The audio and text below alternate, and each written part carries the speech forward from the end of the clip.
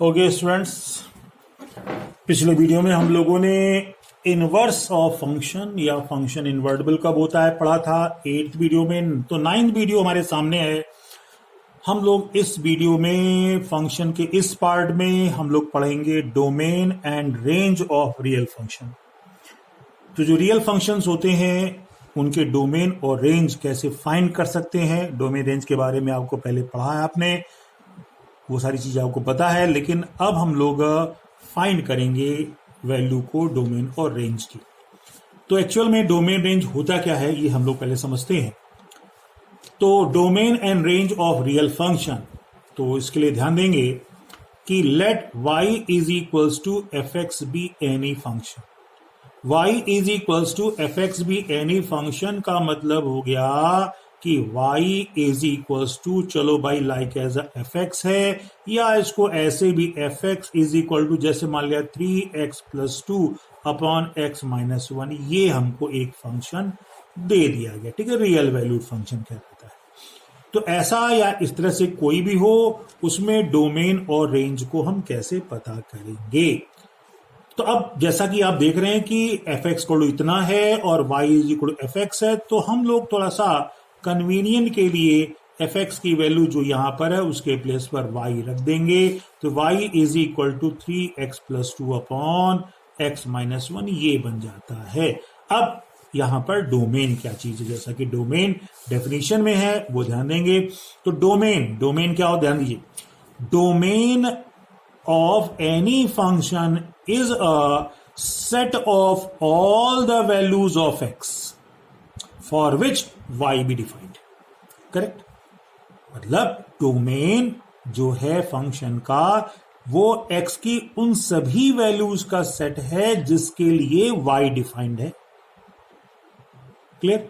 तो अब x की वैल्यूज का सेट डोमेन y डिफाइंड, तो अब y डिफाइंड होता कब नहीं है। तो y जो है वो केवल दो ही पॉइंट्स पर फिलहाल जो है वो डिफाइंड नहीं होता है। तो वो हमें आगे यहां पर देखेंगे, बता रहा हूं आपको। तो यहां पर डेफिनेशन ही है the set of all the values of x for which y be defined is called domain of f x. ठीक है, अब y इज नॉट डिफाइंड। देखिए हमें ये गौर करना है कि y डिफाइंड कब नहीं होता है।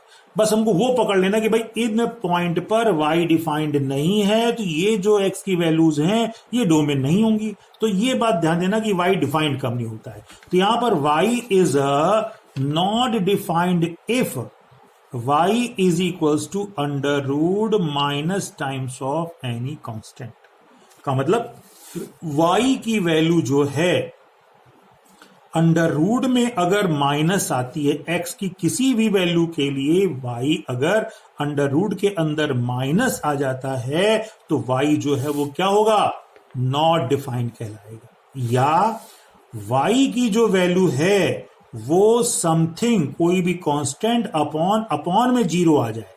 आप जानते हैं कि अपॉन में जीरो आने का मतलब वैल्यू जो होती है वो नॉट डिफाइंड हो जाती है। तो अगर अपॉन में जीरो आ गया तो ये मान लीजिए y नॉट डिफाइंड है, तो x की जिस वैल्यू के लिए अपॉन में जीरो आएगा वो डोमेन नहीं होगा। क्लियर। तो अभी हम लोग डोमेन की चर्चा करते हैं।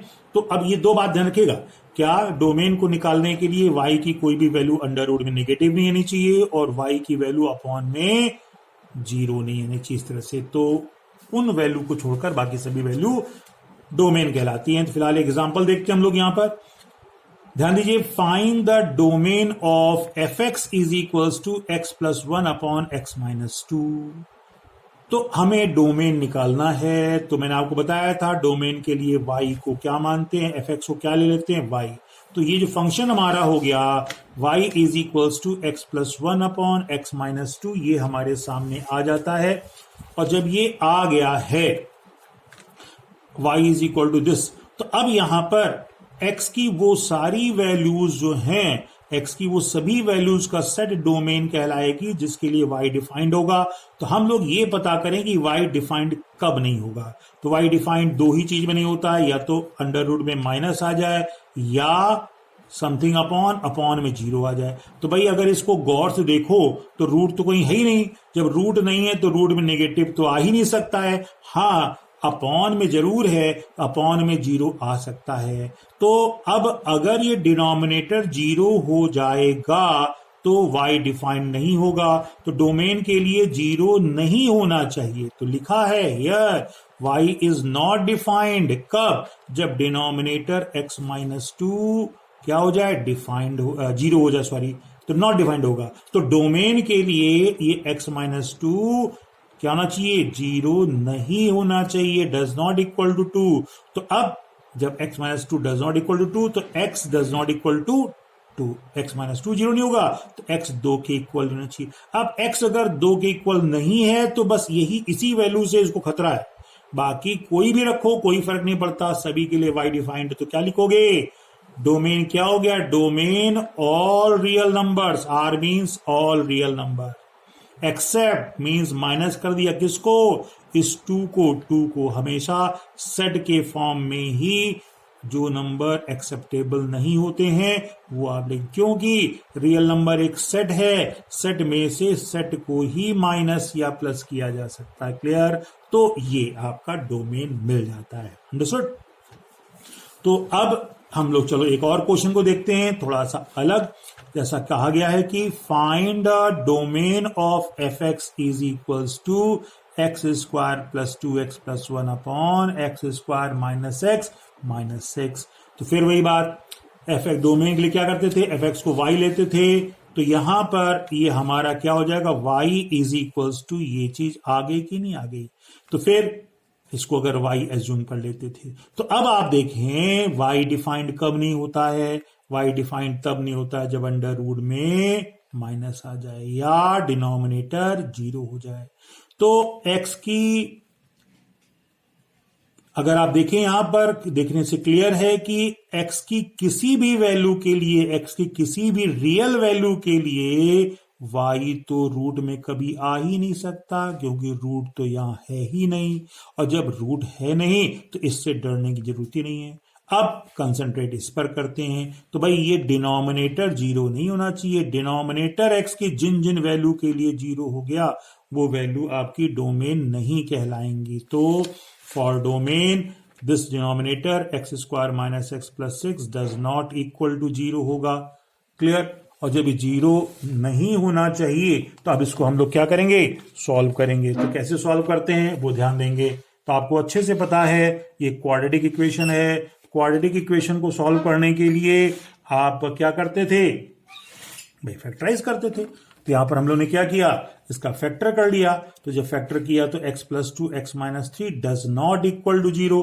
अब ये दोनों 0 नहीं होने चाहिए इनका प्रोडक्ट, तो इसका मतलब इसको अगर हम लोग निकालें x plus 2 does not equal to 0 से x की वैल्यू माइनस 2 नहीं होनी चाहिए, इसको लेते हैं तो x की वैल्यू 3 नहीं होनी चाहिए। तो ये दो वैल्यू के लिए ही डिनोमिनेटर 0 होगा, तो डोमेन में ये दो वैल्यू नहीं होंगी। तो क्या लिखेंगे, domain is equals to all the real numbers R minus ये दोनों वैल्यू, हमेशा कर्ली ब्रैकेट में इनको रखेंगे सेट के फॉर्म में, क्लियर। तो इस तरीके से इन दोनों वैल्यू के अलावा बाकी सभी वैल्यूज जो होंगी वो क्या कहलाएंगी, डोमेन कहलाएंगी। तो ये जो था हमारा ये क्वेश्चन था। अब चलिए एक और क्वेश्चन पर आगे बढ़ते हैं। क्वेश्चन जो तीसरा हमारा है वो ये रहा आपके सामने, वो कहता है कि find domain of f x is equals to under root x minus 3, इसका डोमेन निकालना है। तो भाई अब अगर हम लोग इसको देखें जरा सा गौर से इस क्वेश्चन को, तो यहां पर क्या गड़बड़ी है, तो एफ एक्स को तो वाई मानते ही थे हम लोग, थोड़ा सा आप लोग पहले समझ लें इसको। एफ एक्स को जब वाई मानते थे तो वाई की वैल्यू कितनी आ गई, अंडर रूट एक्स माइनस 3। और आपको पता है डोमेन कौन सी वैल्यू नहीं होती, जिसके लिए y की वैल्यू अंडर रूट में माइनस आ जाए या y की वैल्यू समथिंग अपॉन 0 आ जाए। तो भाई यहां पर डिनोमिनेटर में तो कुछ है ही नहीं, तो 0 वाला केस तो है नहीं, तो अब क्या है, अंडर रूट है भाई। अंडर रूट में नेगेटिव का मतलब ये होता है, नेगेटिव जो वैल्यू, कोई भी नेगेटिव वैल्यू होगी हमेशा वो छोटी होगी 0 से। तो कहने का मतलब ये कि ये जो अंदर वाला है ये डोमेन के लिए नेगेटिव नहीं होना चाहिए, जब नेगेटिव नहीं क्या होना चाहिए, पॉजिटिव होना चाहिए। हाँ, अगर ये जो चूंकि न्यूमरेटर है, रूट में अगर 0 आता है तो 0 0 एक रियल नंबर है, तो कहने का मतलब रूट में ये न्यूमरेटर में अगर है तो 0 हो जाए या 0 से बड़ा हो जाए तो डोमेन है। अगर 0 छोटा हो गया तो डोमेन नहीं कहलाएगी एक्स की वैल्यूज। तो अब यहां पर वही बात है, डोमेन के लिए रूट के अंदर जो भी वैल्यू है x-3 वो बड़ी हो 0 से, या अगर 0 के इक्वल होती तो भी कोई दिक्कत नहीं, क्योंकि दोनों केस में हमको रियल नंबर मिलेंगे। तो x-3 ग्रेटर देन या इक्वल टू 0 आ जाता है, तो यहां पर 3 को उधर भेजेंगे तो x इज ग्रेटर इक्वल टू 3, तो x की वैल्यू 3 या 3 से बड़ी होगी। तो अगर हम इसको नंबर लाइन में शो करें, क्योंकि आपको नंबर लाइन पे हम बाकी क्वेश्चंस बताएंगे, तो नंबर लाइन चूंकि रियल नंबर्स जो होते हैं वो नंबर लाइन पर रिप्रेजेंट होते हैं। नंबर लाइन में हम लोग स्टार्टिंग -∞ से +∞ करते हैं। 3 एक नंबर मिल गया हमको। अब वैल्यू x की 3 के इक्वल है, तो 3 को देखो हमने ब्लैक कर दिया है, का मतलब 3 इंक्लूडेड हो गया है, और 3 से बड़ी मतलब कहां बड़ी, कहां तक, इन्फिनिटी तक। तो ये जो पूरा पोर्शन आ गया यहां से लेकर इन्फिनिटी तक, इन वैल्यू के लिए क्या होगा, fx या y जो है वो डिफाइंड होगा। तो अब डोमेन क्या हो गया, तो डोमेन जो हो जाएगा वो क्लोज ब्रैकेट, क्यों, क्योंकि 3 इंक्लूडेड है, इक्वल लगा है, से लेकर इन्फिनिटी तक ये हमको डोमेन मिल जाता है। क्लियर, तो डोमेन ये हमको मिल जाता है। चलिए एक क्वेश्चन हम लोग और देखते हैं जल्दी से। तो यहां पर दूसरा जो क्वेश्चन कह रहा है कि find the domain of fx equal to √3x² + 5x - 3। अब यहां पर भी क्वेश्चन ऊपर ही जैसा है, लेकिन डिनोमिनेटर में कुछ भी नहीं है। तो यहां पर ये जो रूट के अंदर वैल्यू है वो क्या होनी चाहिए, वो बड़ी होनी चाहिए, ग्रेटर इक्वल टू 0 होनी चाहिए। क्लियर, लाइक दैट, ऐसी होनी चाहिए ना। अब इसको कैसे सॉल्व करेंगे, ऊपर तो इजी था, यहां पर क्वाड्रेटिक है, क्वाड्रेटिक को सॉल्व करने के लिए इसका फैक्टर करेंगे, तो फैक्टर करने पर हमको x + 2 और 3x - 1 greater than equal to 0 आ जाता है। मैं आपको बता दूं, जैसा कि पिछले क्वेश्चन में हम लोगों ने देखा था कि दो फैक्टर का मल्टीप्लिकेशन अगर like that does not equal to 0 होता था, ऐसा, तो हम लोग क्या करते थे, पहले को 0 के इक्वल नहीं रखते थे और दूसरे को भी 0 के इक्वल नहीं रखते थे। लेकिन इनइक्वलिटी में ऐसा नहीं करेंगे कि भाई एक बार ये 0 से बड़ा हो जाए, एक बार ये बड़ा हो जाए ना। इनइक्वलिटी को सॉल्व करने के लिए क्लास 11th में पूरी इनइक्वलिटी के चैप्टर को आपको पढ़ाया गया है। तो कैसे करते हैं, थोड़ा सा मैं हल्का सा रिवाइज करा देता हूं, रिवाइज इसी क्वेश्चन के व्यू पॉइंट ऑफ व्यू से। तो बाकी चीजें अगर दिक्कत होगी तो आप पूछेंगे, मैं उसको फिर से एक्सप्लेन कर दूंगा। तो कभी भी इस तरह से फैक्टर में इनइक्वलिटी आ जाए तो इसके लिए हम क्या करते हैं कि इन फैक्टर्स को सेपरेटली 0 के इक्वल लेकर क्रिटिकल वैल्यू को निकाल लेते हैं। तो इसे x + 2 को 0 लिया मैंने, और क्रिटिकल वैल्यूज ऑफ x + 2 को अगर 0 लेंगे तो 0 लेने पर x की वैल्यू कितनी आ जाएगी, -2। दूसरे वाले को 0 लेने पर कितना आ गया, x की वैल्यू 1/3 आ गई। तो ये दो क्रिटिकल वैल्यू आ जाती हैं, और इनइक्वलिटी के केस में हम हमेशा कोशिश करते हैं कि नंबर लाइन से ही हम सोल्यूशन को निकालें। तो यहां पर जो नंबर लाइन हमारी स्टार्ट होगी वो कहां से, -∞ से लेकर +∞ के बीच में ये नंबर लाइन हमारी बन जाती, यहां से यहां तक। अब यहां पर हम लोग गौर करें कि इस इनइक्वलिटी में इक्वल भी है और ग्रेटर देन है। क्लियर, इक्वल का साइन भी है। तो जो दो क्रिटिकल वैल्यूज आई इस नंबर लाइन पर जब प्लॉट करेंगे तो -2 और ये दूसरा था 1/3 ऐसे, तो ये वैल्यू चूंकि इक्वल का मतलब ये इंक्लूड रहेंगी, तो इंक्लूड रहने पर इसको हम लोगों ने पॉइंट को डार्क कर दिया, इंक्लूड है। अब हम लोग क्या करते हैं, इस नंबर लाइन में प्लस माइनस साइन डिसाइड करते हैं। तो जैसा कि मैंने क्लास 11 में आपको बताया था, इजी फॉर्म में, हम बहुत डेप्थ में नहीं जाते हैं, कि कोई भी इनइक्वलिटी इस तरीके से आपको दी गई है और अगर इस इनइक्वलिटी में कई फैक्टर्स हैं और हर फैक्टर में x, मतलब ये वेरिएबल देख रहे हैं आप, ये अगर पॉजिटिव है, सभी फैक्टर्स में ये अगर पॉजिटिव है, जैसे यहां +x माना जाएगा +3x, और बाहर कुछ कॉमन में माइनस ना हो, मतलब वहां पर ही प्लस हो, तो सारे एक्स पॉजिटिव हो, बाहर कोई माइनस कॉमन ना हो, तो नंबर लाइन में राइट मोस्ट रीजन जो होता है वो पॉजिटिव लेते हैं। मेरी बात समझे आप ना? सारे एक्स वेरिएबल्स जो है वो पॉजिटिव होने चाहिए और बाहर नेगेटिव का साइन नहीं होना चाहिए। तो यहां सारे पॉजिटिव हैं, बाहर भी पॉजिटिव है, तो राइट मोस्ट रीजन हमेशा पॉजिटिव लेते हैं। फिर अल्टरनेट पॉजिटिव नेगेटिव पॉजिटिव आगे बढ़ते जाते हैं। कब?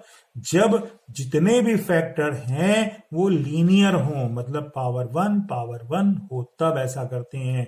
पावर बढ़ने पर क्या होता है वो मैंने बताया था, लेकिन अभी उसका टाइम नहीं है रिपीट करने का। फिलहाल यहां पर सारी पावर जो है वो 1 है, ये भी पॉजिटिव पॉजिटिव पॉजिटिव है, राइट मोस्ट पॉजिटिव, फिर नेगेटिव, फिर पॉजिटिव। इस तरीके से नंबर लाइन आपकी बनेगी। बन गई ना?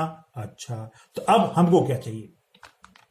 हमको चाहिए कि this whole one is greater equal to 0। Greater का मतलब पॉजिटिव और इक्वल 0 पता ही आपको, तो पॉजिटिव रीजन ही आपका आंसर होगा। तो पॉजिटिव रीजन ये रहा और ये रहा, साथ में इक्वल है तो ये पॉइंट भी इंक्लूड होंगे। तो कहने का मतलब ये दो रीजन आंसर हुए। तो अब यही दो रीजन हमारे डोमेन कहलाएंगे। तो कैसे लिखेंगे डोमेन? ये रीजन कहां स्टार्ट हुआ? -∞ से लेकर -2 तक। तो अब -∞ और +∞ तो डिफाइंड होते नहीं है, कभी भी इनको हम लोग क्लोज ब्रैकेट नहीं लगाएंगे, हमेशा ओपन लगाते हैं ऐसा। तो -∞ से लेकर कहां तक गए भाई? -2 तक, टू -2, और ये इंक्लूड है क्लोज ब्रैकेट, साथ में ये भी है तो यूनियन कर दिया। कहां स्टार्ट है? 1/3 से। 1/3 से अगर आप देखेंगे तो क्लोज ब्रैकेट कहां तक? Infinity, open bracket. तो हमारा ये डोमेन यहां पर मिल जाता है। तो मेरे ख्याल से ये बात आपको समझ में आ गई होगी कैसे हम लोग इस क्वेश्चन में डोमेन और रेंज को निकालते हैं। चलिए बाकी क्वेश्चंस को हम लोग किसी और वीडियो में डिस्कस करेंगे। अभी के लिए इतना ही। Thank you.